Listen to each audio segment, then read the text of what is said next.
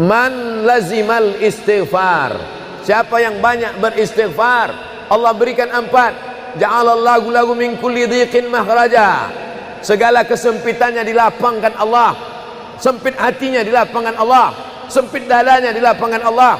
Wali wa min kulli hammin faraja, segala kesusahannya diberikan Allah kemudahan. Susah rezekinya, susah hidupnya, susah pikirannya, susah urusannya, dimudahkan Allah. Wa razaqahu min haitsu la yahtasib, diberi Allah rezeki dari jalan yang tidak disangka-sangka, yang tidak diduga-duga, datang rezeki itu. Siapa yang menjanjikan? Nabi Muhammad SAW. Nabi bicara dari mana? Wa ma yantiqu 'anil hawa in huwa illa wahyun yuha. Dia bicara bukan mengikuti hawa nafsunya, melainkan dari wahyu yang dibawa oleh Jibril dari Allah Subhanahu wa taala. Memperbanyak istighfar. Yang keempat, wa ma kana Allahu mu'adzibahum wa hum yastaghfirun. Allah tidak akan menurunkan azab wa hum yastaghfirun selama mereka mau beristighfar. Oleh sebab itu, kenapa tsunami tidak datang? Kenapa gunung tidak meletus? Kenapa air yang dari laut tidak naik ke darat? Kenapa tidak terjadi gempa bumi? Masih ada di Sidrap yang beristighfar. Masih ada orang yang bangun malam, salat sunat taubat menjelang subuh. Wabil ashari hum yastaghfirun. Menjelang azan subuh, di waktu sahur dia memperbanyak istighfar. Sependek-pendeknya astaghfirullah, agak panjang astaghfirullahalazim, lebih panjang astaghfirullahalazim alladzi la ilaha illa huwal hayyul qayyum wa atubu ilaih. Yang lebih afdal sayyidul istighfar, Allahumma anta rabbi la ilaha illa anta khalaqtani wa ana 'abduka wa ana 'ala 'ahdika wa wa'dika mastata'tu a'udzu bika min syarri ma sana'tu abu'u laka bi ni'matika 'alayya wa abu'u bi dhanbi faghfirli fa innahu la yaghfiru dzunuba illa anta. Dibaca dia setelah subuh, dijaga Allah sampai zuhur. Dibaca setelah zuhur, dipelihara sampai asar. Dibaca selepas asar, dijaga sampai maghrib. Dibaca sehabis maghrib, dijaga sampai isya.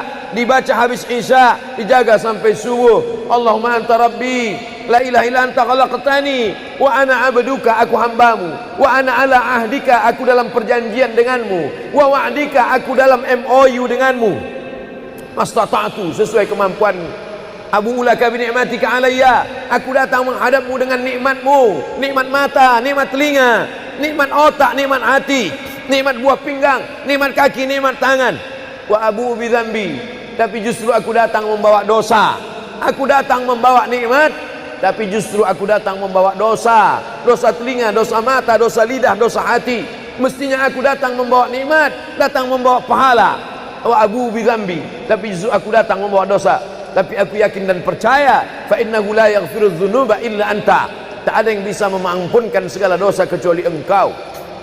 Di musim pandemi yang selama ini selesai sholat hanya 3 kali saja. Assalamualaikum warahmatullah, assalamualaikum warahmatullah, astaghfirullahaladzim, astaghfirullahaladzim, astaghfirullahaladzim. Diperbanyak istighfar.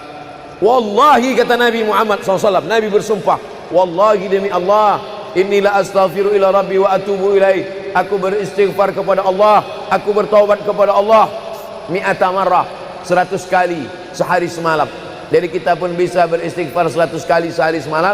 Kalau kita hitung jari kita ini sendinya ada 20, 1, 2, 3, 4, 5, 6, 7, 8, 9, 10, 11, 12, 13, 14, 15, 16, 17, 18, 19, 20. 20 sendi. Habis sholat kita isi 20 istighfar.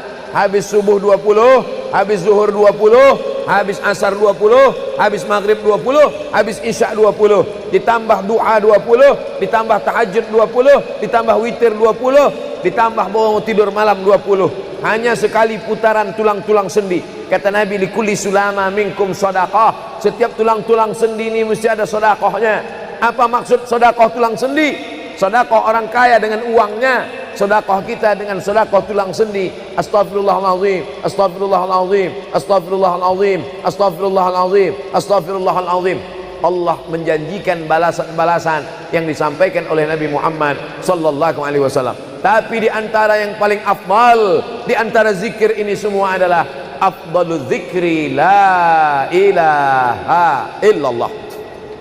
Tidak ada zikir yang paling afdal daripada la ilaha illallah. Maka kita baca la ilaha illallah, la ilaha illallah, la ilaha illallah, ditutup dengan kalimat haqqin 'alaiha nahya, dengan itu kita hidup, wa 'alaiha namutu, dengan itu kita mati, wa bi'anu ba'su, dengan itu kita akan dibangkitkan di padang mahsyar. Hidupnya dengan la ilaha illallah, matinya dengan la ilaha illallah. Kenapa disebut hidupnya dengan la ilaha illallah? Karena waktu awal hidupnya ayahnya mengazankan ke telinganya, asyhadu an la ilaha illallah. Itulah makna alaiha nahya, dengan itu kita hidup. Kenapa disebut alaiha namutu, dengan itu kita mati? Karena matinya ditalqinkan ke telinga sebelah kanan, la ilaha illallah. Matinya pun dengan la ilaha illallah. Wa bi'anu ba'su, nanti dia dibangkitkan di padang mahsyar juga dengan kalimat la ilaha illallah. Tapi jangan lupa, orang yang hanya berkata la ilaha illallah tidak diakui Islamnya. Orang yang hanya berkata la ilaha illallah tidak diterima amalnya sebelum dia sepasang dengan Muhammadur Rasulullah. Oleh sebab itu maka solawat, apalagi hari ini hari Jumat, Sayyidul Ayyam, kata Nabi, perbanyaklah solawat pada hari Jumat. Allahumma salli ala Sayyidina Muhammad wa ala ali Sayyidina Muhammad. Allahumma salli ala Sayyidina Muhammad wa ala ali Sayyidina Muhammad. Allahumma salli ala Sayyidina Muhammad wa ala ali Sayyidina Muhammad. Khusus pada hari Jumat. Hari yang lain kita berselawat, tapi pada hari Jumat maka kita perbanyak solawat, solawat, solawat, solawat. Inna salatakum ma'rudatun alayya. Solawat kamu dari rumah kamu, dari tempat kamu bersolawat. Solawat orang sidrap dibawa ke Masjid Nabawi. Salawat orang sidrap dibawa ke makam Nabi. Allahumma salli ala Sayyidina Muhammad dari Masjid Agung Sidrap dibawa ke Masjid Nabawi di kota Al-Madinah Al-Munawwarah. Lalu kemudian sahabat bertanya, kaifa salatuna ma'rudatun alaika wa qad arimta? Bagaimana salawat kami dibawa ke makammu padahal engkau sudah mati, meninggal dunia? Bukankah orang yang mati itu tidak hidup? Bukankah orang mati itu dimakan cacing tanah? Apa jawab Nabi? Innallaha harramal arda ajsadal anbiya. Allah mengharamkan tanah memakan jasad para nabi. Jadi sahabat Nabi itu rasional, sahabat Nabi itu berpikir, sahabat Nabi itu bukan hanya diam, sahabat Nabi itu bukan hanya nerima saja, sahabat Nabi itu bertanya, bagaimana mungkin salawat kami bisa dibawa ke makammu padahal kau sudah mati dimakan cacing tanah? Nabi menjawab, innallaha harramal arda ajsadal anbiya. Allah mengharamkan tanah memakan jasad para nabi. Hari Jumat, pagi Jumat, petang Jumat, malam Jumat, memperbanyak salawat lebih daripada hari biasanya. Allahumma salli ala Sayyidina Muhammad wa ala ali Sayyidina Muhammad. Membaca surat Al-Kahfi. Man qara'a surat Al-Kahfi yaumal jumu'ati. Siapa yang membaca surat Al-Kahfi hari Jumat, pagi Jumat, siang Jumat, sore Jumat, malam Jumat, adha'a lahu min nur. Allah berikan dia cahaya, pencerahan, terang pandangannya, terang matanya, terang pikirannya, terang hatinya. Kalau sudah gelap, kita suntuk. Makanya anak kecil tidak boleh mati lampu. Kalau ada anak kecil malam mati lampu, napasnya bisa sesak. Kenapa sesak? Sempit dadanya. Itu maknanya kalau Allah kasih kita terang cahaya karena membaca surat Al-Kahfi hari Jumat. Tapi jangan sampai menyuruh orang baca surat Al-Kahfi, ternyata yang ceramah ini belum baca surat Al-Kahfi. Bacalah surat Al-Kahfi. Ustaz sudah baca. Oh, saya ngajak aja. Enggak. Sebelum ceramah saya baca dulu. Malam Jumat, tadi malam. Habis sholat tahajud, duduk, baca surat Yasin, baca surat Al-Kahfi. Supaya waktu menyampaikannya plong. Karena kalau kita hanya menyuruh saja tidak mengamalkannya, terasa di dalam hati. Bacalah surat Al-Kahfi. Pembohong. Oleh sebab itu saya mengajak, tapi saya sudah baca duluan. Man qara'a surat Yasin lailatal Jum'ah.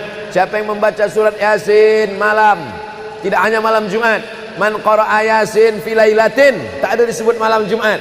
Siapa yang baca surat Yasin pada suatu malam, malam Senin, malam Selasa, malam Rabu, malam Kamis, malam Ahad, malam Jumat, ghufira lahu, asbaha maghfuran lah. Waktu subuh dia sudah diampunkan Allah. Adapun surat Al-Kahfi tadi malam, malam Jumat, pagi Jumat, siang Jumat, sore Jumat, sampai nanti sebelum matahari tenggelam. Dan dari salat asar sampai matahari tenggelam, waktu mustajab untuk berdoa, didoakan segala kebaikan-kebaikan. Sayyidul ayyam, induk dari segala hari. Berapa banyak orang amat sangat ingin hidup di hari ini tapi meninggal kemarin sore. Berapa banyak amat sangat ingin hidup di bulan ini tapi sudah didahului oleh ajal, janji kepada Allah Subhanahu wa taala. Jangan ada sedetik pun waktu yang sia-sia, yang kosong hampa tanpa kita isi dengan amal kepada Allah Subhanahu wa taala. Man shalla alayya salatan, siapa yang bersolawat satu kali, sallallahu alaihi biha asyra, Allah balas 10 kebaikan. Huttan anhu asyara sayiat, ditutupi 10 kesalahan. Wa rufi'at lahu asyara darajat, dinaikkan 10 darajat tingkatan kemuliaan. Satu kali salawat 10 dosa diampunkan, 10 kebaikan pahala dituliskan, 10 derajat kemuliaan diangkat, dinaikkan di hadapan Allah Subhanahu wa taala. Oleh sebab itu maka hari ini kita perbanyak selawat, pertemuan selawat, berjumpa dengan orang berselawat. Dan kita memang melakukan tradisi-tradisi itu. Ketika ada orang mau menikah berselawat, anaknya akikah berselawat, acara walimah berselawat, khatib khutbah Jumat kalau tidak berselawat batal Jumatnya. Orang yang sedang sholat kalau dia tidak berselawat, menurut mazhab Syafi'i batal sholatnya. Orang yang berdoa kalau tidak berselawat, doanya tergantung tidak dikabulkan Allah. Majlis kita kalau tidak ada selawat, maka majlis itu berubah menjadi majlis antanajifah, majlis mangkai, majlis busuk, majlis berbau. Oleh sebab itu tidak ada cara lain menolak ini semua adalah dengan cara bersolawat, solawat dan solawat. Itu poin yang ketiga. Poin yang keempat, di antara menjauhkan kita dari bala ini, tolak bala ini adalah shadaqatus sirri tadfa'u mitatassu. Sedekah menolak bala, mati su'ul khatimah. Makanya dulu kita ada istilah sedekah tolak bala. Sedekah menolak musibah, sedekah menolak bencana, sedekah menolak wabah. Oleh sebab itu maka yang selama ini biasa bersedekah kepada anak yatim, biasanya menyambut Ramadan, jangan lagi tunggu bulan Ramadan, datangi rumah anak yatim, makan mereka, sembako beras mereka, masukkan ke dalam karung 10 kilo, gula sekilo, minyak sekilo, susu saset, ikan sarden, masukkan, berikan. Ini dengan niat menolak segala musibah, segala bencana, segala wabah. Orang-orang yang mati itu kalau dia ditanya Allah Subhanahu wa taala, hai mayit, hai orang yang mati, seandainya ku kasih kau hidup lagi, mau apa tidak? Mereka amat sangat ingin hidup. Apa kata mereka? Kami ingin hidup. Laula akhartani ila ajalin qarib, kasihlah kami hidup ya Allah qarib, sebentar, sekejap, semenit, sedetik saja. Kalau aku kasih kau hidup, kau mau apa? Kata Allah. Mereka menjawab, dalam Al-Quran diceritakan, laula akhartani ila ajalin qarib, kalau kau kasih aku hidup walaupun sedetik saja, fa as-saddaqa, aku mau bersedekah ya Allah. Kenapa orang mati itu tidak berkata, kasih aku hidup sedetik saja, aku mau haji dan umrah? Tidak ada. Kasih aku sedetik saja, aku mau pergi berjihad? Tidak. Kasih aku sedetik saja, aku mau sholat sepanjang malam? Tidak. Mereka mengatakan, fa as-saddaqa, aku mau bersedekah. Mengapa orang mati itu kalau dihidupkan mau bersedekah? Dijawab oleh para ulama, karena haji dan umrah balasannya nanti setelah hisab masuk surga. Al-hajjul mabrur, haji yang mabrur, laisa lahu jaza illal jannah, balasannya surga. Tapi sedekah balasannya sudah didapatkan ketika dikubur. Begitu mati masuk kubur langsung dapat balasan sedekah. Itulah makanya kata Nabi, idza matal insan, kalau manusia mati, inqata'a, putus amalnya.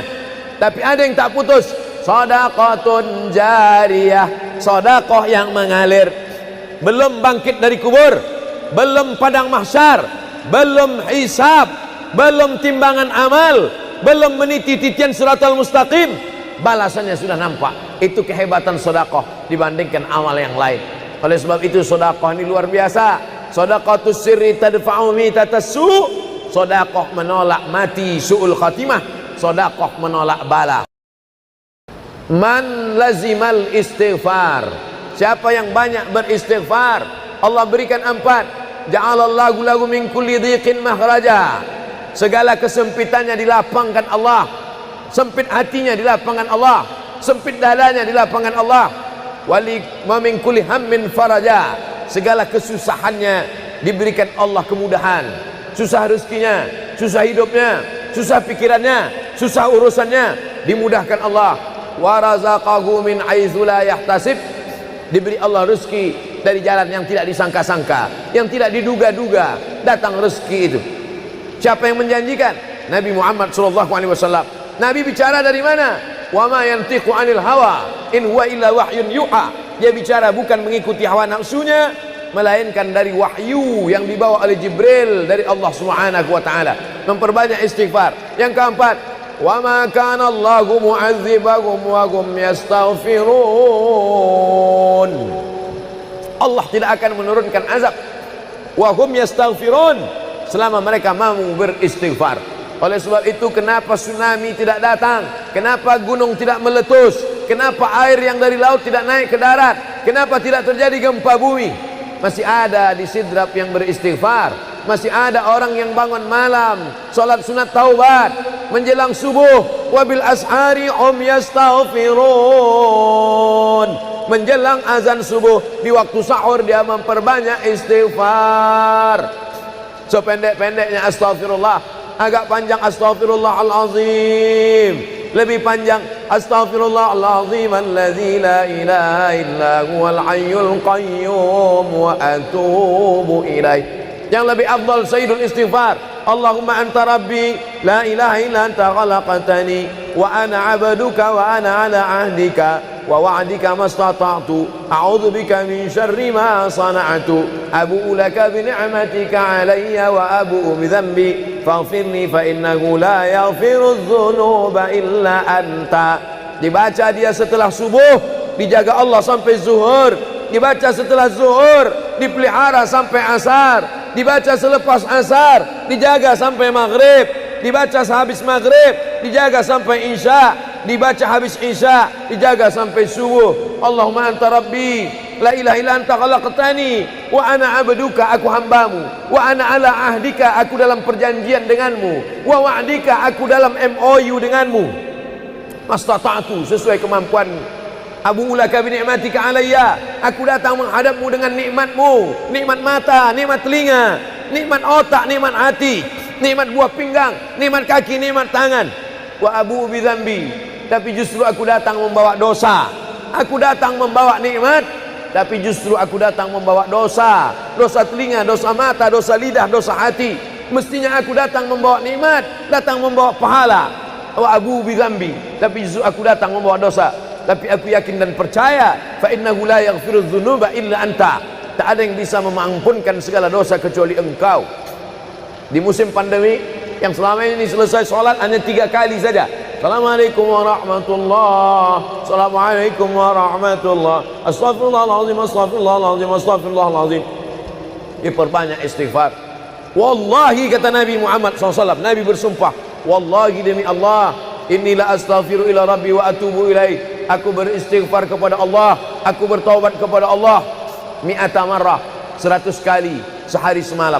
Jadi kita pun bisa beristighfar 100 kali sehari semalam.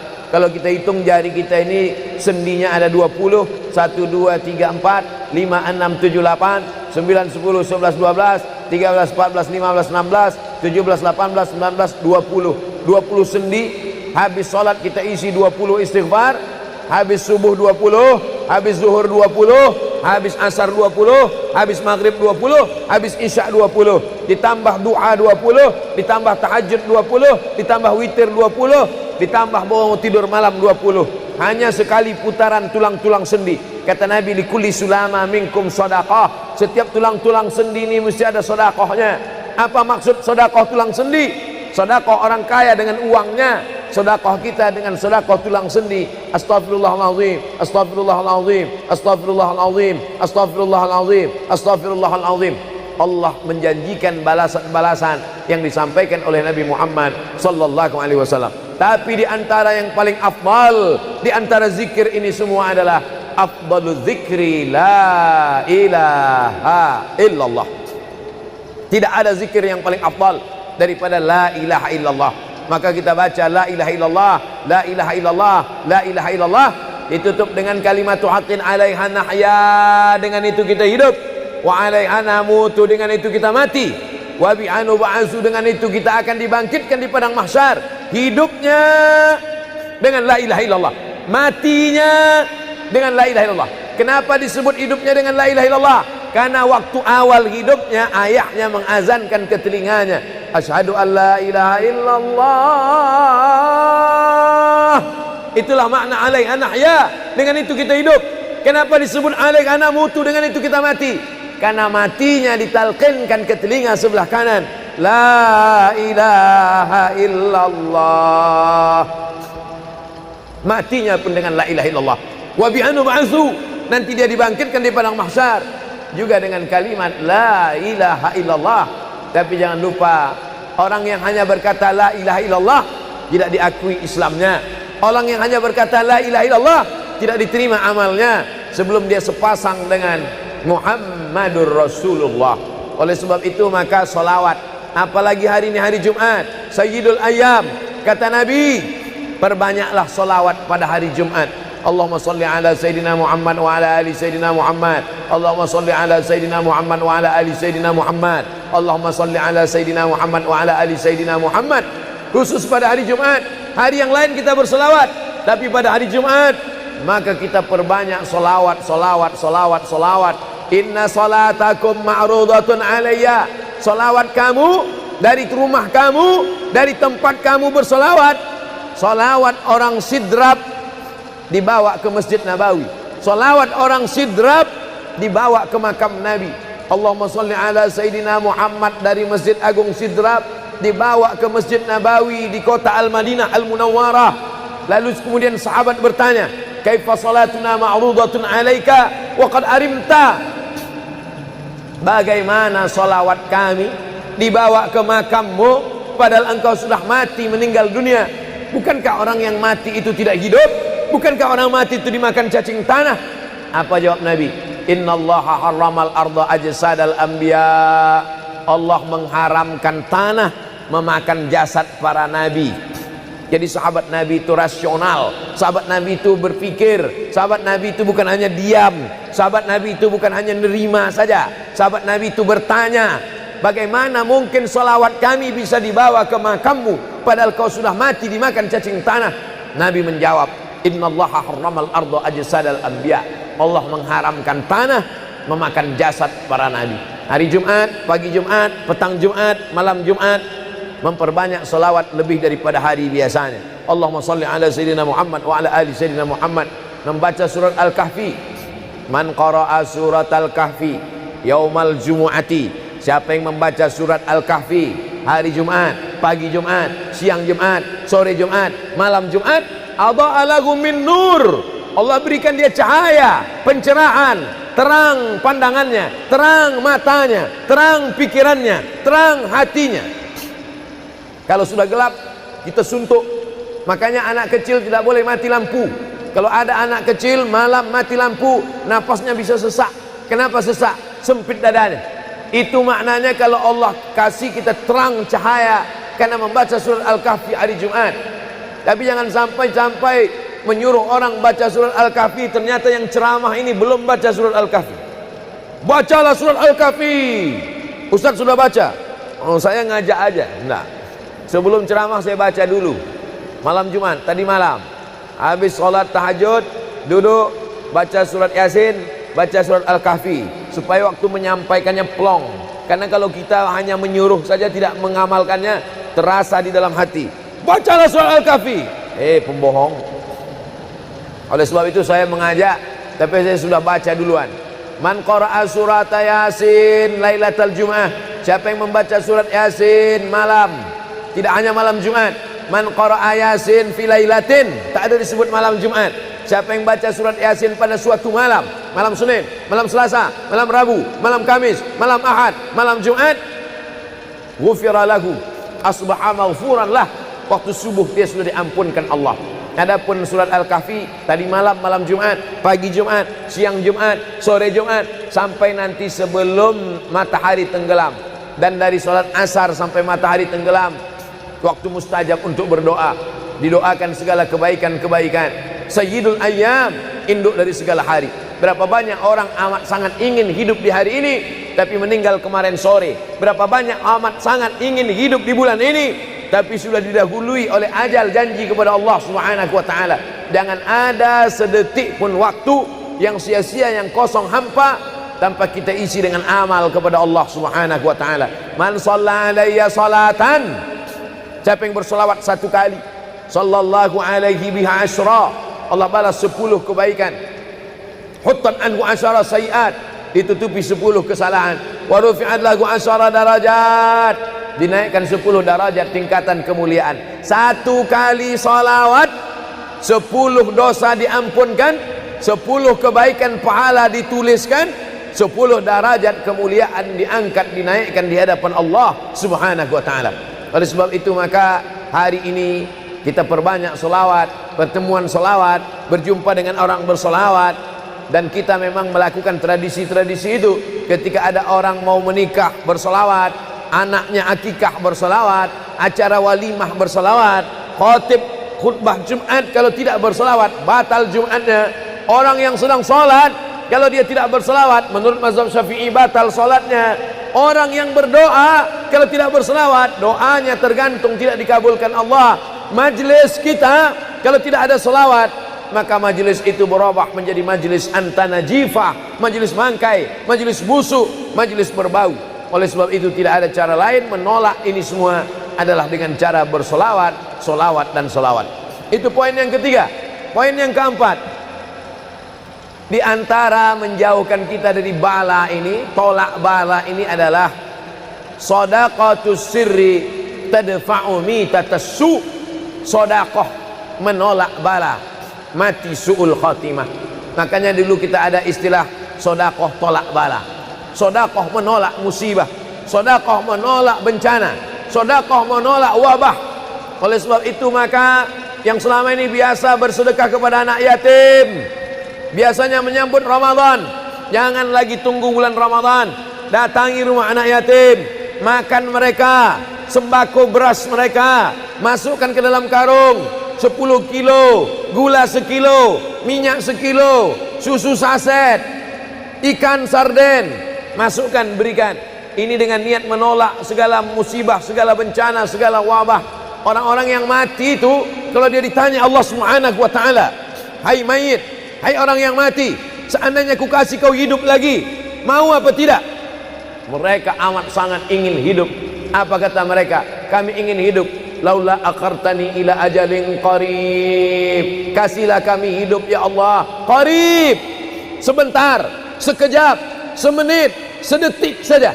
Kalau aku kasih kau hidup, kau mau apa? Kata Allah. Mereka menjawab, dalam Al-Quran diceritakan, laula akhartani ila ajalin qarib, kalau kau kasih aku hidup walaupun sedetik saja, fa as-saddaqa, aku mau bersedekah ya Allah. Kenapa orang mati itu tidak berkata, kasih aku hidup sedetik saja, aku mau haji dan umrah? Tidak ada. Kasih aku sedetik saja, aku mau pergi berjihad? Tidak. Kasih aku sedetik saja, aku mau sholat sepanjang malam? Tidak. Mereka mengatakan, fa as-saddaqa, aku mau bersedekah. Mengapa orang mati itu kalau dihidupkan mau bersedekah? Dijawab oleh para ulama, karena haji dan umrah balasannya nanti setelah hisab masuk surga. Al-hajjul mabrur, haji yang mabrur, laisa lahu jaza' illal jannah, balasannya surga. Tapi sedekah balasannya sudah didapatkan ketika dikubur. Begitu mati masuk kubur langsung dapat balasan sedekah. Itulah makanya kata Nabi, idza matal insan, kalau manusia mati, inqata'a, putus amalnya. Tapi ada yang tak putus, shadaqatun jariyah, sedekah yang mengalir. Belum bangkit dari kubur, belum padang mahsyar, belum hisab, belum timbangan amal, belum meniti titian siratal mustaqim, balasannya sudah nampak. Itu kehebatan sedekah dibandingkan amal yang lain. Oleh sebab itu sedekah ini luar biasa. Shadaqatus sirri tadfa'u mitatassu, sedekah menolak mati su'ul khatimah, sedekah menolak bala. Alhamdulillah, Allahumma salli ala Sayyidina Muhammad wa ala ali Sayyidina Muhammad.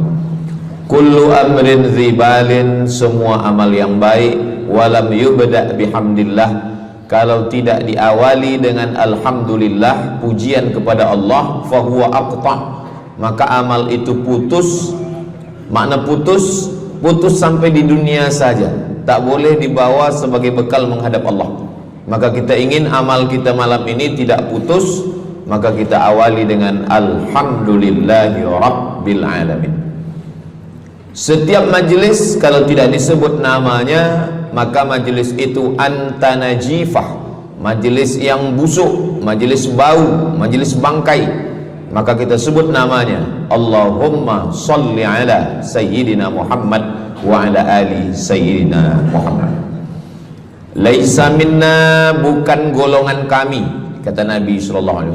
Man lam yarham saghirana, sesiapa yang tidak sayang kepada budak anak kecil, walam ya'rif syarafa kabirina, tidak hormat kepada orang tua, maka dia tidak diperakui sebagai umat Nabi Muhammad SAW. Semua anak-anak muda-muda, belia-belia yang saya sayangi, para alim ulama, tuan-tuan guru, datuk-datuk, datin-datin, semua yang berhadir ini insyaallah dimuliakan Allah Subhanahu wa taala. Amin ya rabbal alamin. Tajuk kita malam ini 8 keutamaan orang yang bersedekah menurut Al-Qur'an dan sunnah Nabi Muhammad sallallahu alaihi wasallam. Keutamaan yang pertama, kalau orang mati itu ditanya, apakah kamu mau hidup lagi? Maka orang mati itu menjawab, tapi belum ada orang yang mati hidup lagi. Macam mana kita boleh tahu dia menjawab?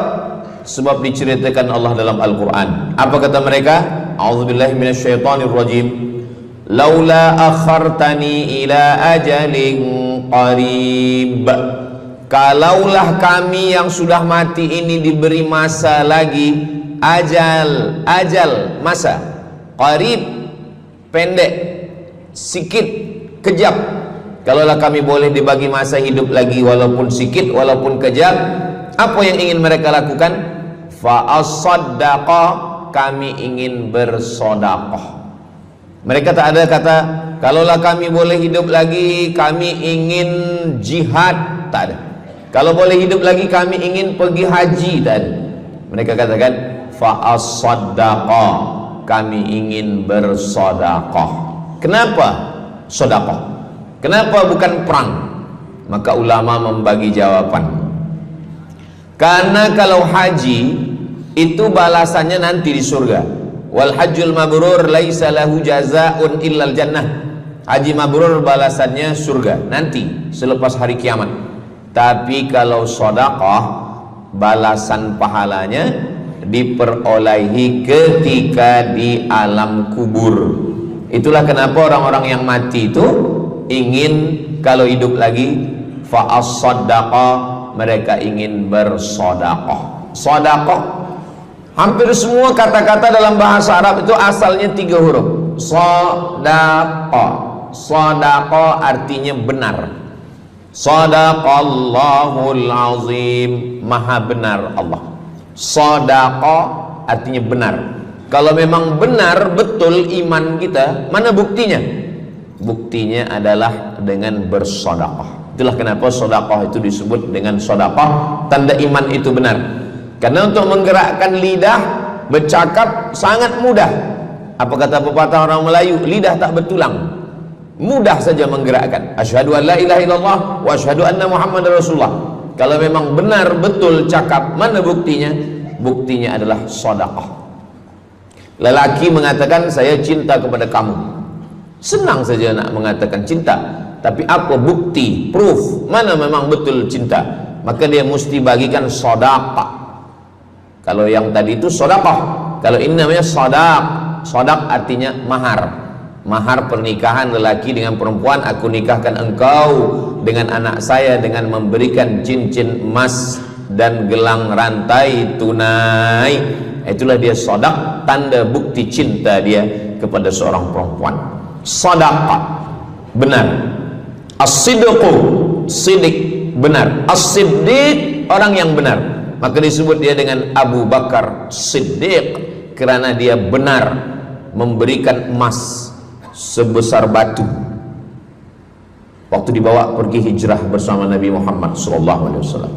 Maka dia disebut dengan Siddiq kerana dia benar imannya dengan memberikan sedekah. Tapi ada makna siddiq yang lain, ketika yang lain mendustakan Nabi, tak percaya kepada Isra Mi'raj, dialah orang yang percaya, maka disebut dia dengan Siddiq. Siddiq dari kata sadaq, benar, karena iman dia yang benar. Mana bukti, proof bahwa iman dia benar? Dia bersedekah, membagikan emasnya sebesar batu. Nama dia Abu Bakar Siddiq. Nama ayah dia Abu Quhafah. Ayah dia tak Islam. Apa kata ayah dia? Habislah emas Abu Bakar itu dibawa Muhammad sallallahu alaihi wasallam. Anak Abu Bakar itu namanya Asma. Asma, mana emas ayah kamu? Dah habis dibawa Muhammad. Dia benci betul dengan Nabi Muhammad. Datang Asma, dia ambil batu, dia masukkan ke dalam kain. Kata Asma, emas ayah tu masih ada dalam kain, Datuk. Lalu Abu Quhafah memegang. Abu Quhafah ni buta, dia tak nampak. Oh ya, masih ada lagi. Rupanya emas itu sudah dibawa hijrah bersama Rasulullah sallallahu alaihi wasallam. Makanya kata Nabi, "Lau anfaqa ahadukum mithla Uhudin zahaban." Seandainya ada di antara kamu yang boleh berwakaf emas walaupun sebesar Bukit Uhud. Bukit Uhud itu panjangnya 7 km.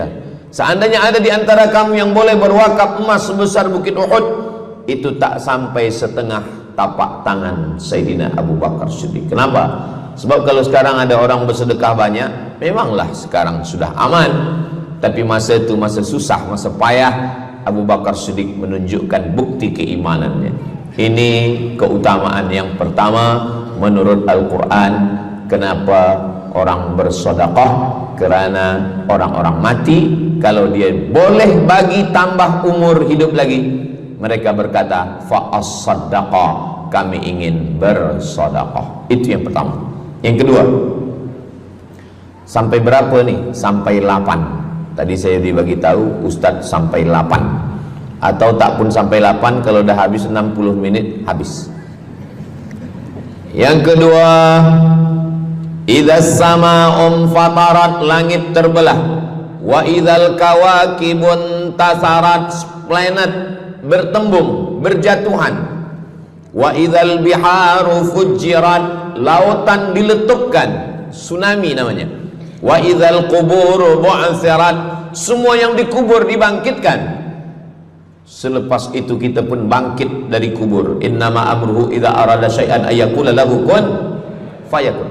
Bila kita bangkit, tak ada atap, tak ada dinding, tak ada pokok kayu, semua gunung-gunung macam bulu kambing dihembus angin. Wa takunul jibalu kal ihnil manfush, macam bulu kambing dihembus angin.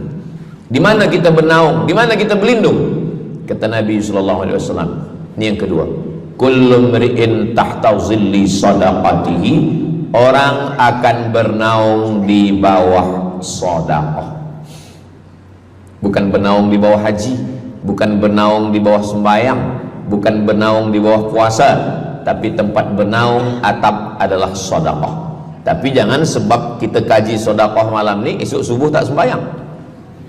Awak tak sembahyang, kita bernaung di bawah sedekah. Betul, memang bernaung di bawah sedekah, tapi tiangnya sembahyang. As-salatu imaduddin, sembahyang, salat itu adalah tiang daripada agama.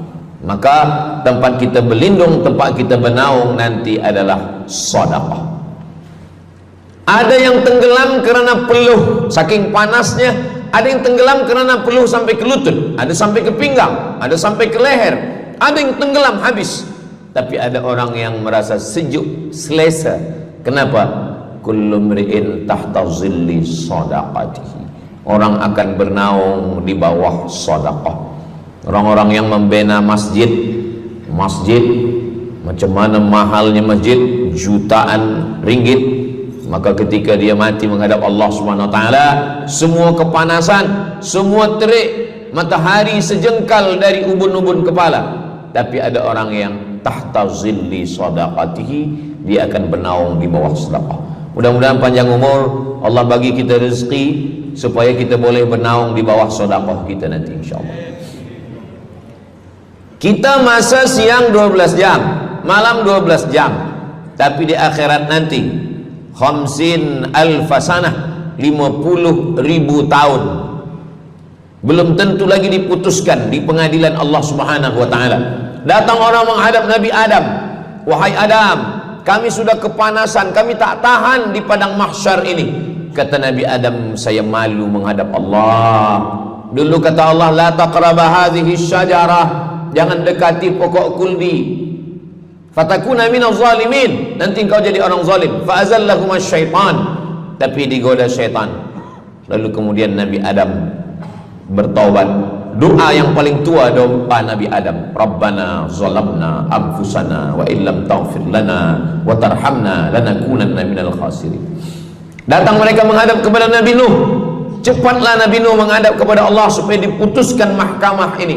Kata Nabi Nuh, saya malu menghadap Allah. Anak saya Kan'an, masa saya panggil, ya bunayya, wahai anak saya Kan'an, irkam ma'ana, ayo mari naik ke atas perahu sampan ayah.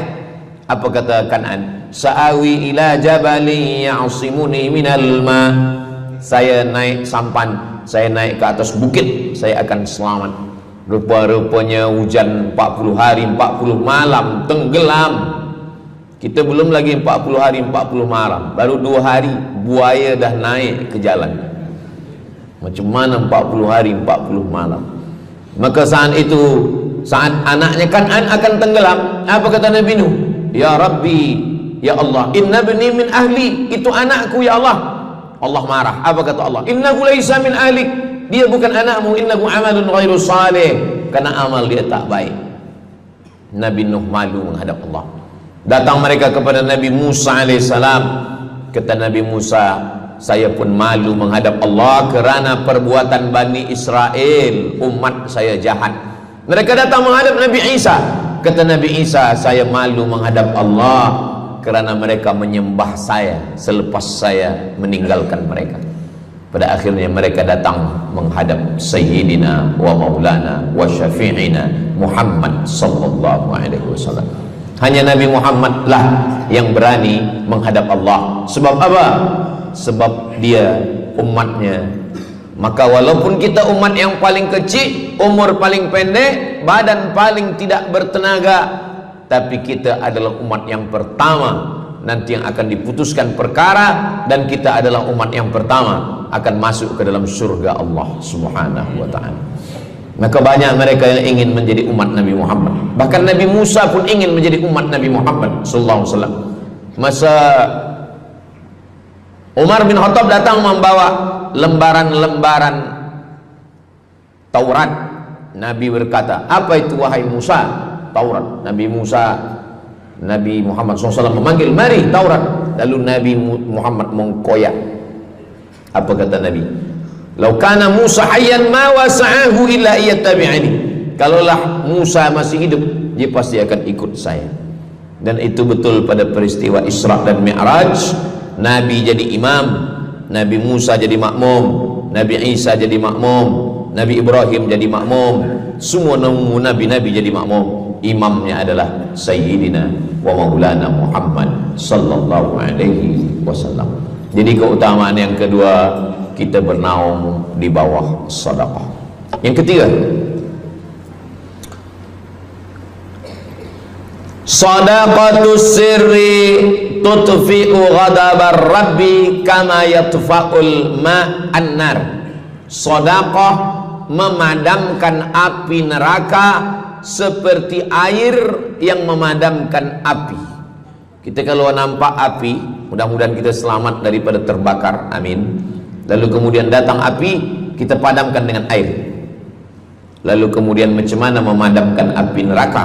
Air sebanyak apa yang boleh memadamkan? Maka kata Nabi SAW, keutamaan yang ketiga adalah sadaqatus sirri tutfi'u ghadabar rabbi, sedekah memadamkan api neraka. Jadi kalau kita dulu banyak silap, banyak salah, banyak dosa. Kullu bani Adam, semua manusia ini khata'un, semua pernah salah, pernah mabuk, pernah berzina, pernah minum khamar, pernah berjudi. Kalaupun dia tidak buat dosa yang zahir, pernah hasad, pernah dengki, busuk hati. Maka ketika itu macam mana memadamkan murka Allah dengan istighfar, memadamkan dengan sembahyang, solat, sunat, taubat? Ada satu cara lagi. Dengan cara apa? Memadamkannya dengan sedekah. Tudfi'u ghadabar rabbi, memadamkan murka marah Allah subhanahu wa ta'ala, padam dengan sedekah. Tapi tentu saja sedekah yang ikhlas kerana Allah subhanahu wa ta'ala. Datang seorang yang sudah banyak dosa menghadap Nabi, menghadap pendeta Yahudi. Wahai pendeta Yahudi, saya ini banyak salah, banyak dosa. Saya sudah membunuh 99 orang. Apakah mungkin Tuhan mengampunkan dosa saya? Kata pendeta Yahudi, Tuhan tidak mengampuni dosa kamu kerana kamu sudah membunuh. Dia cabut pisau dia. Kalau begitu, kamulah yang ke-100. Dia dah bunuh 99. Itu maka saya takut juga kalau datang orang, Ustaz Somad, apakah Allah mengampuni dosa saya? Apa dosa kamu? Membunuh orang. Ayo Allah ampunkan dosa. Faqtulu anfusakum, bunuhlah diri kamu. Surat Al-Baqarah. Bunuhlah diri kamu. Fataba alaikum, Allah menerima taubat kamu dengan membunuh diri. Sebab Bani Israel minta ampun kepada Allah bukan dengan istighfar, minta ampun kepada Allah bukan dengan sembahyang taubat. Bani Israel kalau dia minta ampun kepada Allah dulu zaman Nabi Musa, dia ambil pedang, dia ambil parang panjang, dia cari orang yang sama-sama berdosa. Saya ada dosa, saya cari tuan-tuan yang ada dosa. Tuan ada dosa? Ada. Kita nak bertaubat? Ya, ayo kita. Nanti kita sama-sama cincang. Nanti tuan cincang saya cincang tuan. Kita sama-sama mati, baru Allah ampunkan dosa. Faqtulu anfusakum, bunuhlah diri kamu. Fataba alaikum, Allah menerima taubat kamu. Tapi syariat Nabi Muhammad sallallahu alaihi wasallam, ma min muslimin yuznibu dzamban, kalau ada yang silap khilaf salah, summa yatatahhar, mandi taubat. Apalagi kita di Bandar Seri Begawan, bila tadi pesawat terbang nak landing turun, nampak cantik laut keliling. Jadi siapa nak mandi taubat, pergi ke laut. Kalau sampai ke tengah laut, bukan cuma dosa hilang, orangnya hilang sekali.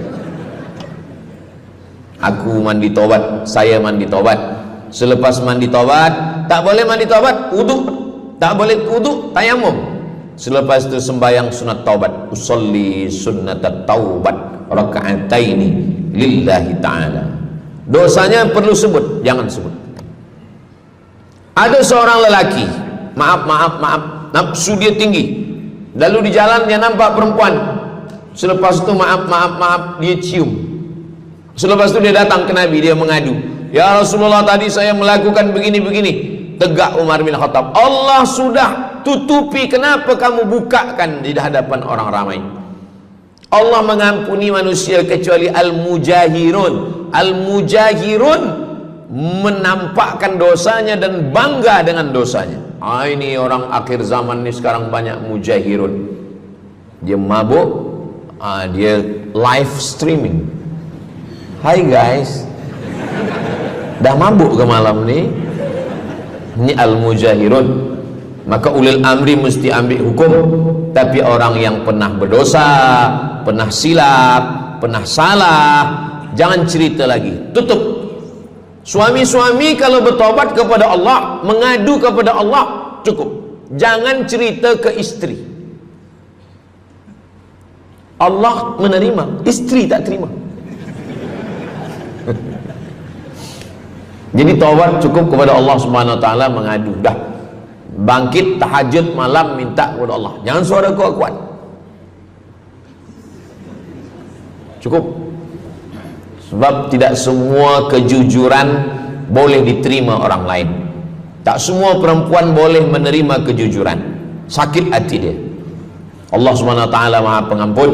Selepas itu kemudian wa asbi'is sayyi'atal hasanata, dosa-dosa silap khilaf masa lalu bagaimana menutupinya? Hasanata, perbuatan baik. sembahyang baik, sholat baik, tapi ada yang paling baik. Apa dia?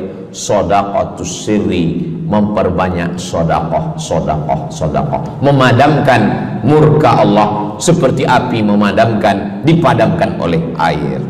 Marah itu adalah kobaran dari api neraka. Bila kita sedang marah, itu adalah api neraka lahab. Lahab itu artinya berkobar. Lahab pakai ba, lahab. Sebab saya pernah juga lalu di satu jalan, ada rumah makan, restoran Abu Lahab, pakai P, lahab, mungkin lahab, makan lahab. Allah Subhanahu wa taala memadamkan murkanya. Inna rahmati sabaqat ghadabi, rahmatku lebih cepat daripada murkaku. Memang Allah marah, tapi ketika dia berbagi kepada orang lain, dia tutupi dosanya di masa yang lalu. Syarat taubat 3. Yang pertama, an-nadamu fil qalbi, menyesal dalam hati. Yang kedua, al-iqraru bil lisani, nyatakan dengan lisan, astaghfirullahalazim. Yang ketiga, al-itmaru alla ya'uda ilaihi abadan, tekad saya tidak akan buat lagi sampai mati. Namanya taubat nasuha. Nasuha 3 huruf. Nasoha artinya menyaring madu. Datang orang memanjat pokok kayu, dia ambil parang panjang, dia potong sarang lebah jatuh ke bawah, disaring dengan kain tipis, lalu kemudian tersangkut di atas kain, lilinnya tersangkut, lebahnya tersangkut, anak lebah tersangkut, rantingnya tersangkut, dahannya tersangkut, maka keluarlah madu. Itu bahasa Arabnya namanya nasuha. Apa makna nasuha? Menyaring dosa-dosa sehingga yang tinggal hanya amal soleh, yang sampah-sampah tersangkut. Sekarang susah nak minum madu yang asli, banyak palsu. Macam mana Ustaz, saya ni suka spesiat minum madu, apa tanda madu ni asli? Bawa pulang ke rumah, kalau istri marah itu asli.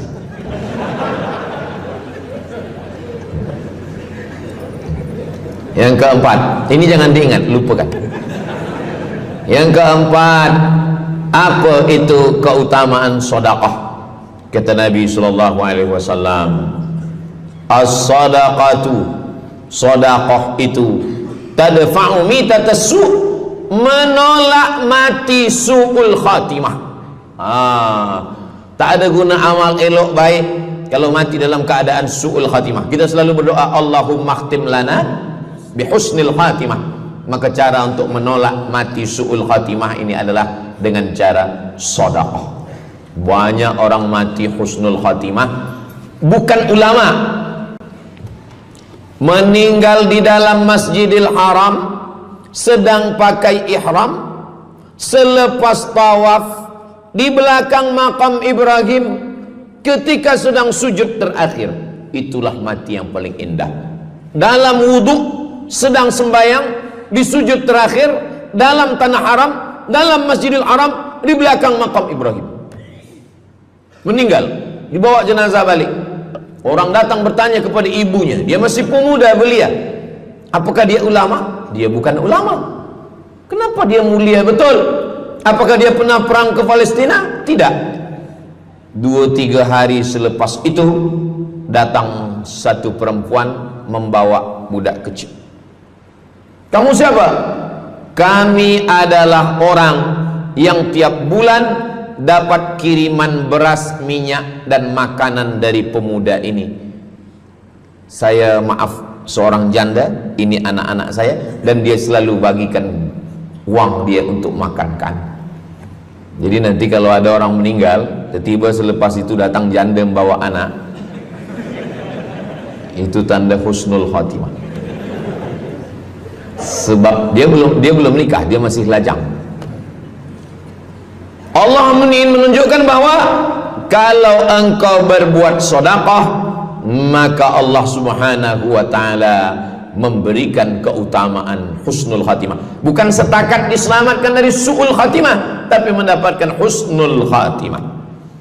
Ada seorang dari Maghribi, dari Maroko, Mesir, Libya, Tunisia, Algeria, Maghribi. Orang Maghribi ini bermimpi. Dalam mimpinya dia berjumpa dengan Nabi Muhammad SAW. Kata Nabi, engkau pergi ke Saudi Arabia, cari di kampung ini, nanti engkau jumpai seorang pemuda, sampaikan salamku kepada dia, katakan dia penghuni surga. Malam pertama mimpi, iya ke? Tidak ke? Jangan-jangan syaitan. Tak betul. Malam kedua mimpinya sama. Engkau pergi ke Saudi Arabia, datangi kampung ini, jumpai seorang pemuda namanya si fulan, bagi tahu ke dia, salamku untuk dia, sampaikan kepada dia bahwa dia penghuni surga. Nah, 2 kali. Ini udah agak kuat. Tunggu 3 kali, sampai 3 malam mimpinya sama. Akhirnya orang Maghrib ini terbang dari Casablanca sampai ke Jeddah. Dari Jeddah dia cari kampung yang disebut dalam mimpi, sampai itu dia cari pemuda. Adakah di kampung ini seorang pemuda namanya si fulan? Betul. Dia tengok, biasa saja, bukan ulama, bukan macam Musa Abdul Somad. Tak mungkin mimpi salah 3 kali betul-betul. Lalu disampaikan kepada dia, fulan, saya 3 malam bermimpi Rasul SAW menyampaikan salam kepada engkau, Assalamualaikum. Kata Nabi, engkau adalah penghuni surga. Dia pun terkejut. Saya bukan ulama, saya orang biasa. Apa amal kamu? Sembahyang saya biasa saja, puasa sunat saya biasa saja. Hanya saja saya tak pernah menyimpan hasad dendam, dan saya selalu membagikan uang kepada fakir miskin, anak yatim dan du'afa. Selepas mendapatkan itu dia pun menangis, dia pun bersedih karena dia merasa dia tak layak dicintai, karena dia masa banyak silap, banyak salah. Rupanya rahmat Allah itu turun bukan kepada orang yang alim tapi sombong, bukan kepada orang yang kaya tapi takbur, tapi kepada orang yang hatinya hancur berkeping karena takut kepada Allah Subhanahu wa ta'ala. Selepas itu dia pun meninggal dalam keadaan husnul khatimah setelah mendapatkan janji dari Rasulullah sallallahu alaihi wasallam. Apa maknanya? Bahwa kalau kita tak boleh sembahyang sampai tegak lutut bengkak, kalau kita tak tergolong orang yang rajin puasa sunat berhari-hari, kalau kita bukan orang yang kuat berjihad fisabilillah, maka carilah satu pintu. Pintu itu bernama babus sedekah. Karena banyak yang sudah melaluinya dan mereka dimuliakan Allah, diselamatkan daripada su'ul khatimah. Yang ke berapa? Kelima. Saya sebetulnya ingat, saya nak cuba aja.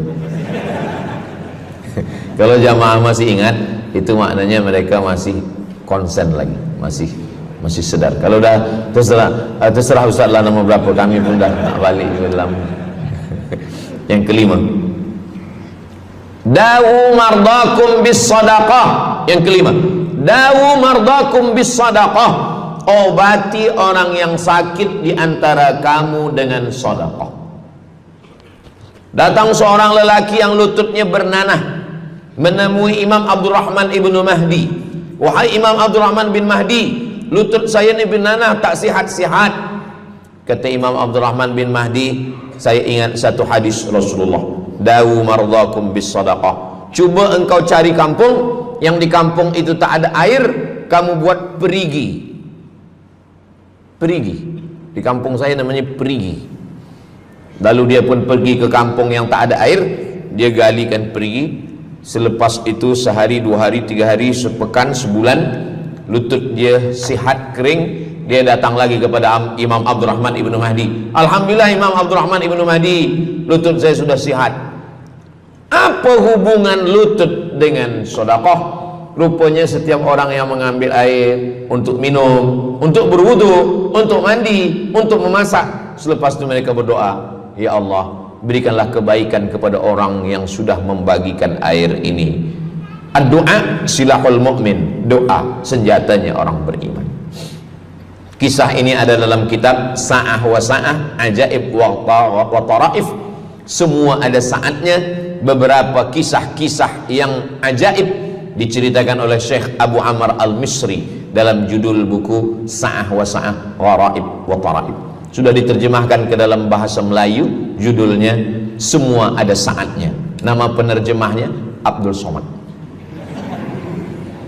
Boleh dicari di google.com. Semua ada saat. Lalu kemudian saya sampaikan hadis ini di masjid. Dawu mardakum bis sadaqah. Obatilah orang yang sakit di antara kamu dengan sedekah. Selepas itu saya turun dari masjid, saya pergi ke kereta, di parking, datang seorang jamaah. Memang yang Ustaz sampaikan tadi betul. Kata saya, memang betul. Takkan saya sampaikan tak betul? Apa maksud awak? Betul. Istri saya kena sakit kista sebesar duit di dalam, maaf, rahim dia. Kata doktor, ini mesti diambil, kalau tidak dia makin besar makin besar. Tapi kalau diambil, dicabut, operate, nanti akan, maaf cakap, tercabut rahim sekali. Dan kalau rahim tercabut, maka nanti tidak boleh mengandung. Mendengar itu istrinya menangis, suaminya tersenyum. Yang senyum budak kecil pula. Lalu kemudian rupanya istri dia tahu tentang hadis Nabi, dawu mardakum bis sadaqah, obatilah orang yang sakit dengan bersedekah. Maka dia pun bersedekah, bersedekah, bersedekah, bersedekah. Selepas itu mereka pergi lagi medical check up ke hospital. Sampai di hospital dicek USG, rupanya kista itu makin kecil, kecil, kecil, kecil dan hilang. Doktor tu pula bertanya balik, awak makan apa? Saya makan nasi, kata dia. Minum apa? Minum teh tarik. Saya amalkan hadis Nabi Muhammad SAW, dawu mardakum bis sadaqah. Kata doktor, awak tak perlu operate, dan ini tidak perlu dibelah, dan rahim awak masih boleh mengandung. Istrinya tersenyum, lakinya pula menangis. Begitulah Allah Subhanahu wa ta'ala. Syekh Abu Amr Al-Misri bercerita tentang seorang perempuan di Saudi Arabia. Dia pergi ke Amerika. Kata doktor di Amerika, kamu sudah balik ke rumah, makan kenyang, tidur lelap. Nanti kalau puan-tuan pergi hospital, lalu dokter bercakap, balik ke rumah, makan kenyang, tidur lelap. Itu maknanya malaikat maut dah dekat, tak ada obat. Maka dia pun balik ke Saudi Arabia. Dia ambil harta dia, dia sedekah, dia sedekah, dia sedekah, dia sisa, dia bagikan baki sikit untuk ahli waris. Selepas itu last kali dia pergi lagi ke Amerika, last medical check up. Apa kata doktor di Amerika? Kami sudah cek, kamu sihat wal afiat. Banyak sekali orang-orang yang diberikan Allah Subhanahu wa taala keutamaan dengan sedekah, mukjizat, bahwa Nabi SAW sudah meninggal dunia, tapi mukjizatnya masih ada sampai akhir zaman ini. Di antaranya adalah dawu mardakum bis sadaqah, obatilah orang yang sakit di antara kamu dengan bersedekah. Yang ketujuh, yatsba'ul mayyita salasun, yang mengiringi mayat orang mati ke liang lahat ada tiga. Yang pertama, mal. Bahasa Arabnya mal, orang kita menyebut mall, harta.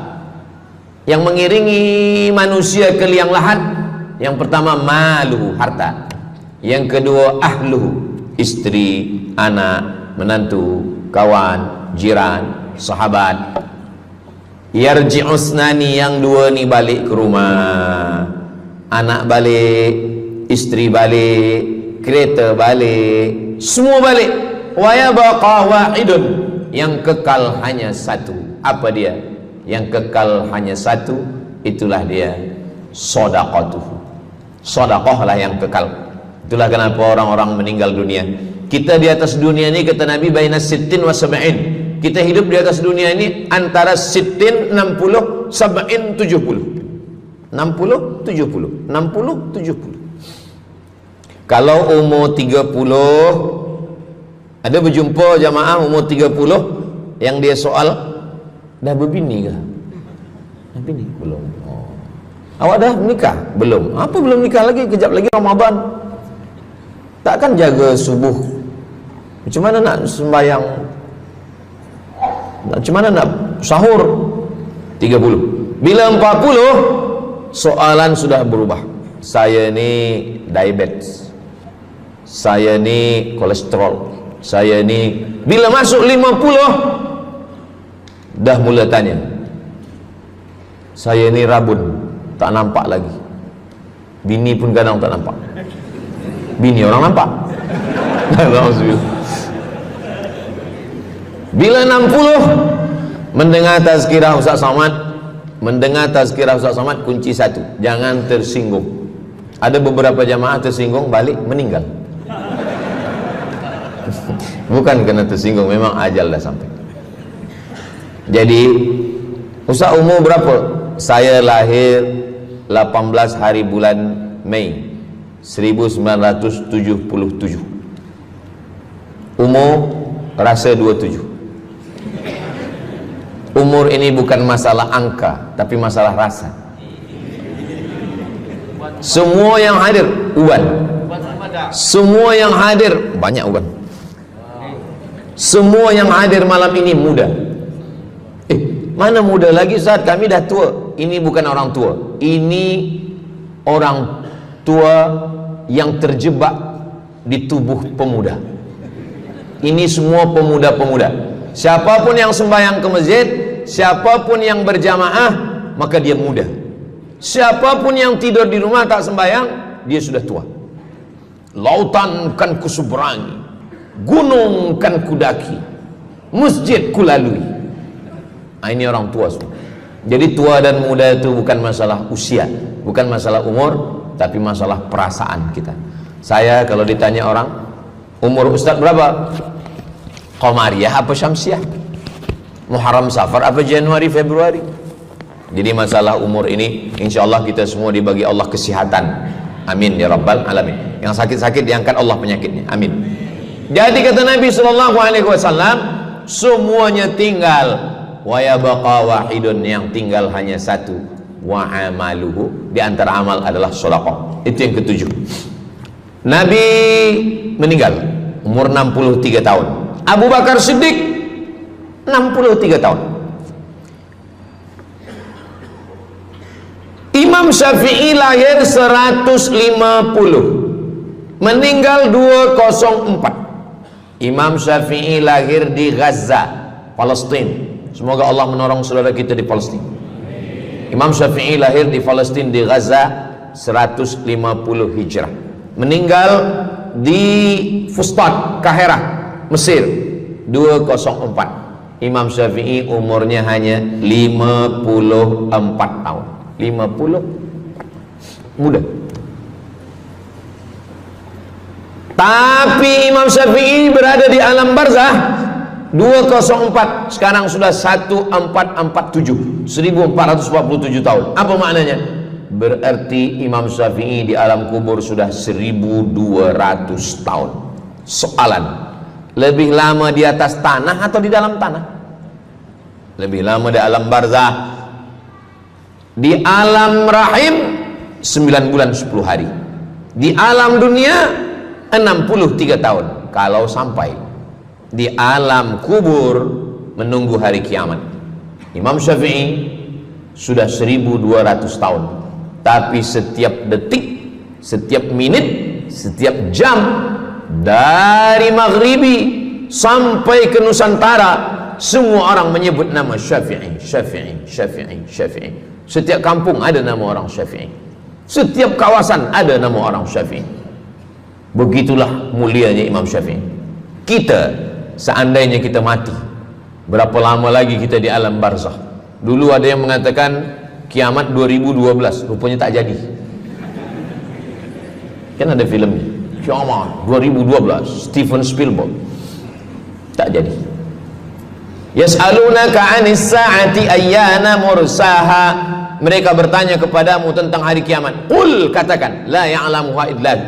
Yang tahu hanya Allah Subhanahu wa ta'ala. Pikirkan, kalau kita mati, apa yang akan mengalir? Rumah kita dijual anak kita, dibagi-bagi kepada ahli waris. Kereta kita dijual semuanya. Tapi orang yang membina masjid di Brunei Darussalam, masjid dah cantik-cantik, besar-besar, elok-elok. Tadi kami cerita tentang Muslim yang ada di Kamboja, yang ada di Vietnam, yang ada di Myanmar, kesusahan, kepayahan, yang ada di Palestin. Itu kalau kita tolong, mengalir sampai hari kiamat. Kita fikirkan apa yang akan mengalir selepas kita mati menghadap Allah Subhanahu wa ta'ala. Di antara yang pasti mengalir, anak belum tentu. Waktu kita hidup dia soleh, selepas kita mati dia stres. Na'udzubillah. Mudah-mudahan anak-anak kita semua anak-anak yang soleh-soleh. Tapi yang pasti adalah sedekah.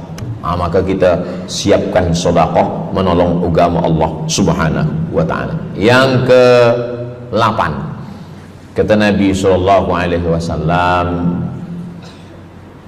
idza matal insan, hadisnya ada dalam Sahih Muslim. Idza matal insan, ada orang yang membaca hadis ini idza mata ibnu Adam. Idza mata ibnu Adam itu tarjamah, bukan bunyi teks. Bunyi teksnya idza matal insan, kalau manusia mati, inqata'a, putus. Tapi banyak yang salah faham tentang hadis nih. Kamu malam ni tak ada buat kenduri orang mati, tak ada baca doa, tak ada baca yasin, tak ada baca tahlil. Idza matal ibnu Adam, kalau manusia sudah mati, putus. Jangan kirim-kirim doa lagi. Banyaklah soalan ke saya, Ustaz Abdul Somad, ya, macam mana kalau orang sudah mati tak ada anak, lalu siapa yang mendoakan dia? Kata saya, yang mendoakan dia saya. Allahumma ighfir lahu warhamhu wa'afihi wa'fu anhu. Siapa yang akan bacakan Al-Fatihah untuk dia? Saya akan bacakan Al-Fatihah. Saya tengok muka dia macam ragu. Dia tak percaya Fatihah ini sampai. Siapa yang tak percaya Fatihah sampai, saya tak marah, sebab ni masalah yang ghaib. Siapa yang tak percaya Yasin itu sampai, siapa yang tak percaya Fatihah itu sampai, saya tak marah. Bagi saja nama semua lengkap dengan bin. Nanti bila mati saya kirim. Bila tak sampai, cepat-cepat bagi tahu. Idza matal insan, kalau manusia mati, inqata'a amaluhu, yang putus tu amal dia, amal yang mati itu. Misal ini ada orang mati, namanya Abdul Somad. Ketika saya sebut nama lain tersinggung pula. Ada orang mati namanya Abdul Somad.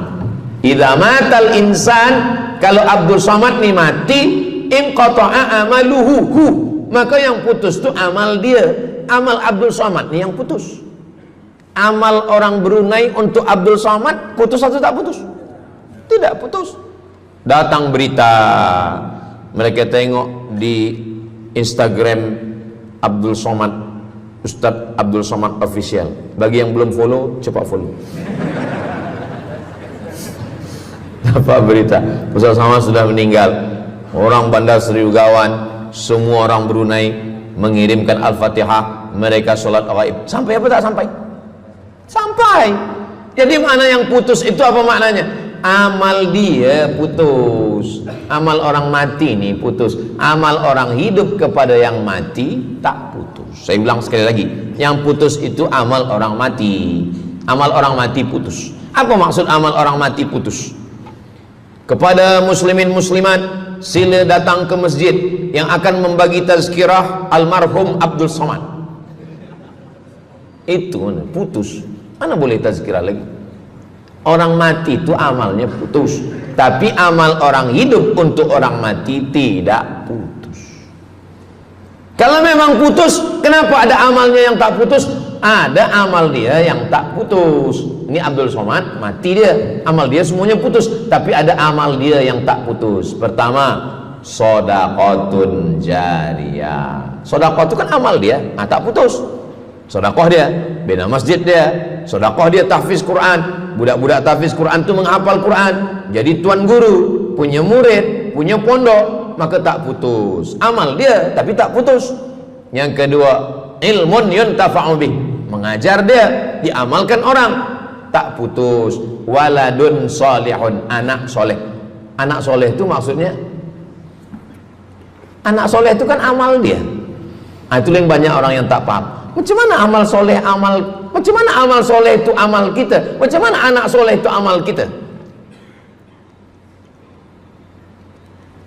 Kalau istri, mohon maaf, kalau istri awak cuma awak tengok saja, apakah mungkin dia hamil?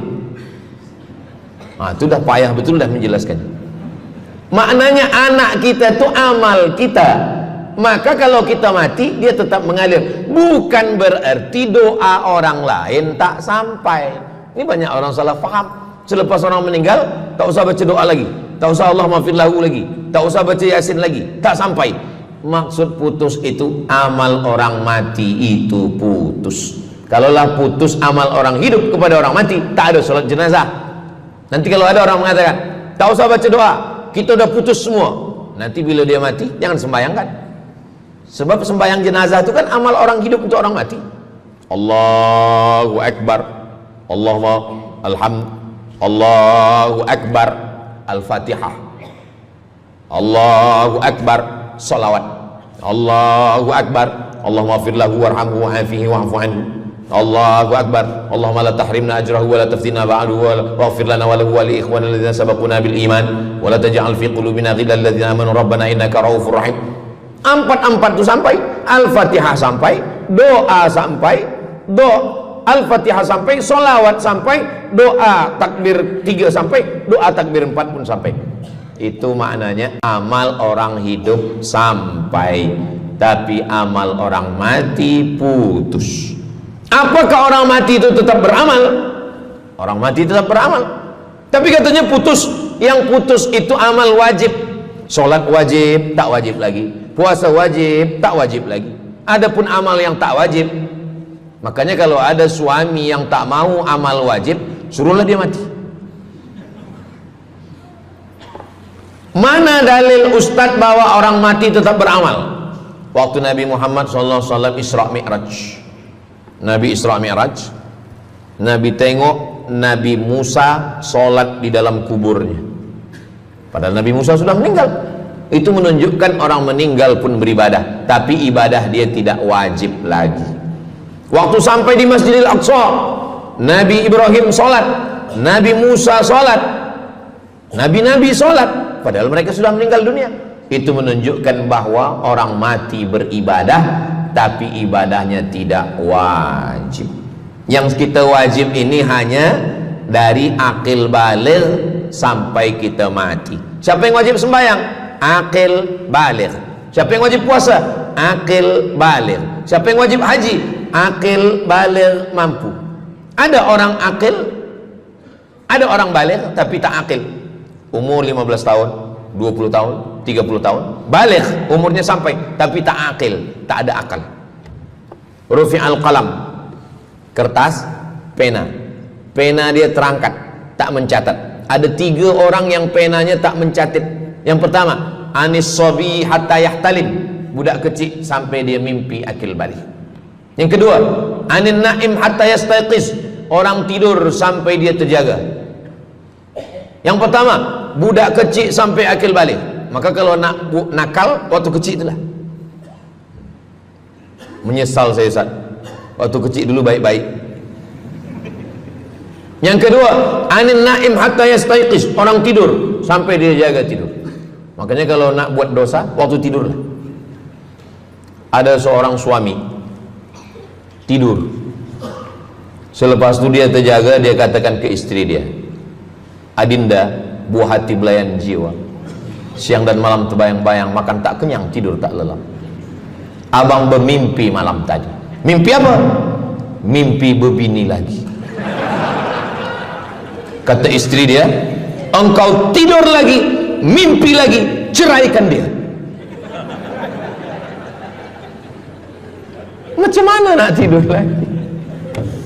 Begitulah. Tapi perempuan ini tak ada di Brunei, di kampung saya. Sini baik-baik. Orang tidur dia tidak boleh dihukum, sebab mimpi kita tak boleh buat-buat. Anil naim hatta yastayqis, orang tidur sampai dia jaga tidur. Anil majnun hatta yafiq, orang gila sampai sehat. Orang gila tak diambil hukum, tak wajib sembahyang, tak wajib puasa. Itu maka kadang isteri kalau ada lelaki tak sembahyang, abang ni gila ke? Kata, aku tergila-gila dengan kamu sayang. Jadi siapa yang wajib? Macam mana dengan orang yang pikun, hilang ingatan? Hilang ingatan bila dari mula zuhur azan sampai waktu asar habis, ingatan dia hilang, maka dia tak wajib sembahyang. Tapi bila dia ingat sekejap, dia wajib lagi. Itu pula masalahnya Ustaz. Laki saya ni hilang ingatan waktu sembahyang saja. Lepas tu ingat balik berakal. Kata orang kalau sudah tua kita mengalami namanya demensia. Manusia demensia, amnesia. Amnesia tak ingat apa-apa, semua lupa. Itu maka kita bila nak pergi ke mana-mana guna helmet, sebab bila kepala ni terantuk lupa. Ada kawan saya, dia hafaz Quran 30 juzuk, ceramah tazkirah ke mana-mana, bawa kereta jatuh. Kata dia banyak ayat-ayat yang hilang, maka aku kalau sembahyang ayat pendek-pendek. Kata saya, bang, di kampung saya dulu kalau ada radio yang dah tua yang rosak, itu biasa kita pukul mau elok balik. Cuba antukkan sekali lagi, kata saya. Kata dia, aku takut kalau aku antukkan Fatihah ni pula hilang. Maka Islam ini datang menjaga 5. Pertama, menjaga akal. Tak boleh minum khamar, tak boleh guna khamar, narkotik. Menjaga diri, tak boleh bunuh diri. Menjaga kehormatan, tak boleh menghina orang. Menjaga agama, tak boleh membawa aliran sesat, ateis, tak percaya, kekafiran. Menjaga harta, tak boleh ada mencuri, tak boleh ada dusta, tak boleh ada akad bohong, tak boleh ada tipu, tak boleh ada gharar, tak boleh ada zulm, tak boleh ada ghish. Man ghasyana falaysa minna, siapa yang menipu kami maka dia bukan golongan kami. Jadi berdasarkan 8 keutamaan ini, kalau ingat 8-8-nya alhamdulillah. Tak ingat 8, ingat 7, ingat 6, ingat 5, ingat 4, ingat 3, ingat 2, ingat 1. Satu pun tak ingat, innalillah.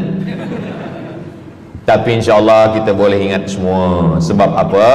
Sebab tazkirah malam ini direkodkan, nanti boleh ditonton ulang di channel Ustaz Abdul Somad Official. Jangan lupa subscribe, like, share, and comment. Jamaah yang dimuliakan Allah Subhanahu Wa Taala, tadi saya mula pukul 8.15, sekarang sudah pukul 8.10. Jadi saya di mana-mana tazkirah memanglah 60 menit. 600 ml, tapi rupanya botolnya kecil. Jadi sebenarnya setengah jam pun cukup. Jadi dari 8 tadi itu semua membagi kita semangat. Kalau ada orang yang mengatakan Islam ini agama yang menyuruh kita tak usahlah berniaga, tak usahlah bertanam kelapa sawit, tak usahlah bertanam kelapa, tak usahlah buka ikan, tak usahlah bertani. Sesungguhnya Islam ini agama yang menyuruh kita berusaha. Masuk masjid, Allahumma aftah li abwaaba rahmatik. Keluar masjid, Allahumma inni as'aluka min fadlik. Kenapa keluar masjid minta rezeki? Sebab peniaga, pedagang, bisnismen dapat duit, duitnya bukan untuk dunia, duitnya untuk akhirat. Jadi kalau ada orang mengatakan kereta tak dibawa mati, siapa kata kereta tak dibawa mati? Kereta boleh dibawa mati. Kereta yang macam mana? Kereta wakaf. Ada kereta 10, wakafkan untuk tahfiz Quran. Masa mak saya meninggal, berpesan dia, nanti kalau aku mati, tolong kuburkan aku di samping makam ayahku. Dari tempat saya, rumah saya ke kampung mak saya jauh, 10 jam naik kereta. Hospital tak nak bagi kereta ambulan. Maka selepas itu saya azam dalam diri saya, nanti kalau ada duit kita buatkan kereta wakaf ambulan. Siapapun saja yang sakit meninggal free, Alhamdulillah kami ada yayasan tabung wakaf umat namanya, 2 kereta ambulans sekarang. Siapapun yang sakit free. Naik kereta ni free, syaratnya 2, sakit mati. Alhamdulillah, sesiapa saja datang boleh. Jadi saya rasa sakit hati, dalam hati saya itu saya mesti azamkan, tekadkan ini. Begitu juga dengan tahfiz, guru-guru, cikgu-cikgu, pelajar-pelajar, buatkan kereta. Begitu juga dengan rumah.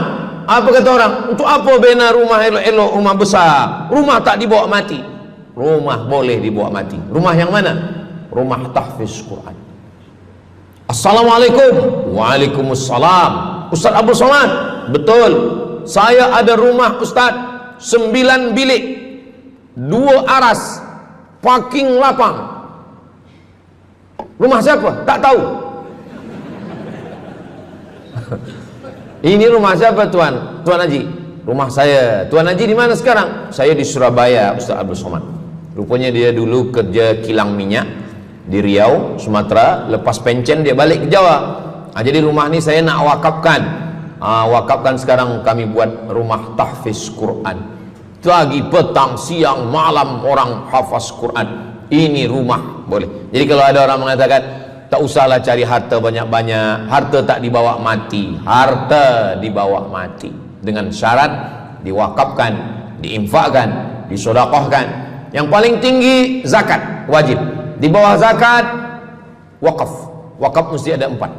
Orang yang berwakaf, orang yang menerima wakaf, harta yang diwakafkan, ada ijab dan qabul. Di bawah wakaf infak. Di bawah infak baru sedekah. Kenapa infak lebih tinggi daripada sedekah? Sebab infak adalah harta, sedangkan sedekah tak harta pun sedekah. Senyum itu sedekah. Makanya yang kalau ada box di depan masjid, box di tepi jalan, itu yang tepat ditulis box infak, jangan box sedekah. Sebab kalau box sedekah nanti orang senyum aja. Tabassumika fi wajhi akhika sedekah, senyummu ke wajah saudaramu adalah sedekah. Tolong untuk dibaca Ustaz.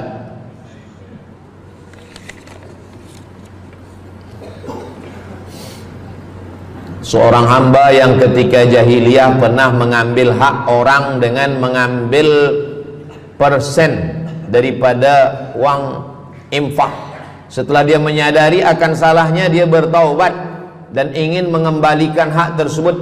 Masalahnya dia tidak mengetahui berapa dan ke siapa dibalikkan. Kalau kita termakan terpakai duit yang kita tak tahu entah punya siapa, cuba ingat-ingat. Memang kalau masalah ini kadang kita lupa memang. Coba ingat tahun berapa.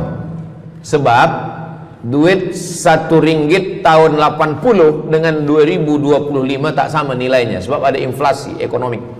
Jadi coba ingat, tengok dengan harga emas. Tahun 80 berapa 1 gram emas? Tahun 2025 berapa? Maka dihitungnya ke emas, bukan ke dolar, tapi kepada emas. Nah, selepas kita dapat harga emas, lalu kita balikkan. Misalkan tahun 80 100 ringgit itu 1, 2, 3 gram. Maka yang sekarang kita tidak balikkan 100 ringgit, tapi kita balikkan sekarang 2025 dengan 3 gram emas. Berapa harga 3 gram emas? Lepas itu kita balikkan. Kalau kita tak tahu orangnya di mana, anak cucunya, ahli warisnya tak tahu, maka kita serahkan kepada masalih ammah. Masalih ammah artinya kepentingan umum. Pendidikan tahfiz Quran, sekolah, tempat anak yatim, tempat duafa fakir miskin, ke masjid boleh. Tapi kalau kita bawa duit haram, duit tak jelas, kita serahkan saja. Datang, tuan guru bagi dah. Jangan sebut pula, tuan guru ni ada beberapa duit haram saya nak bagi ni. Serahkan saja. Begitu juga dengan orang yang menyimpan uang di bank yang bukan Islamic bank. Syukran, jazakumullah khair. Lalu kemudian dia duduk di negeri yang tak Islam, lalu kemudian dia letakkan di bank yang tak Islamik. Maka duit ini ada ada fawaid, ada bunganya. Riba haram. Kalau dia simpan di rumah dia takut hilang. Duit ini tak boleh dia makan, tak boleh dia belikan ke pakaian, tak boleh dia bagikan ke orang lain, maka dia serahkan kepada masalih ammah. Begitu kata Syekh Yusuf Al-Qardawi dalam kitab judulnya Fatawa Mu'asirah, fatwa-fatwa kontemporer, fatwa modern. Jadi masalih ammah, kepentingan umum, bukan untuk diri sendiri. Orang terhalang doanya sebab 3. Mat'amuhu haram, makanannya haram. Masyrabuhu haram, minumannya haram. Malbasuhu haram, pakaiannya haram. Wadhiya bil haram, dibagi makan haram. Jadi kalau kita selamatkan, insya Allah Allah pun menyelamatkan kita semua. Mudah-mudahan Allah bagi kita, anak cucu kita rezeki, supaya kita boleh mengamalkan pintu sedekah ini. Salah satu pintu surga ada namanya babus sedekah. Orang yang masuk surga melalui pintu karena banyak bersedekah. Apakah orang mati itu tetap beramal? Orang mati tetap beramal, tapi katanya putus. Yang putus itu amal wajib. Sholat wajib, tak wajib lagi. Puasa wajib, tak wajib lagi. Adapun amal yang tak wajib, makanya kalau ada suami yang tak mau amal wajib, suruhlah dia mati. Mana dalil Ustadz bahwa orang mati tetap beramal? Waktu Nabi Muhammad SAW Isra Mi'raj, Nabi Isra Mi'raj, Nabi tengok Nabi Musa sholat di dalam kuburnya, padahal Nabi Musa sudah meninggal. Itu menunjukkan orang meninggal pun beribadah, tapi ibadah dia tidak wajib lagi. Waktu sampai di Masjidil Aqsa, Nabi Ibrahim sholat, Nabi Musa sholat, Nabi-Nabi sholat, padahal mereka sudah meninggal dunia. Itu menunjukkan bahwa orang mati beribadah, tapi ibadahnya tidak wajib. Yang kita wajib ini hanya dari akil baligh sampai kita mati. Siapa yang wajib sembahyang? Akil baligh. Siapa yang wajib puasa? Akil baligh. Siapa yang wajib haji? Akil baligh mampu. Ada orang akil, ada orang baligh tapi tak akil. Umur 15 tahun, 20 tahun, 30 tahun, baligh, umurnya sampai, tapi tak akil, tak ada akal. Rufi'al qalam, kertas, pena dia terangkat, tak mencatat.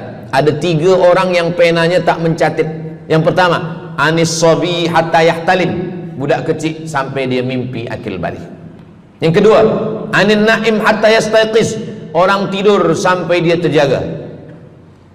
Yang pertama, budak kecil sampai akil balik. Maka kalau nak nakal waktu kecil itulah. Menyesal saya Ustaz,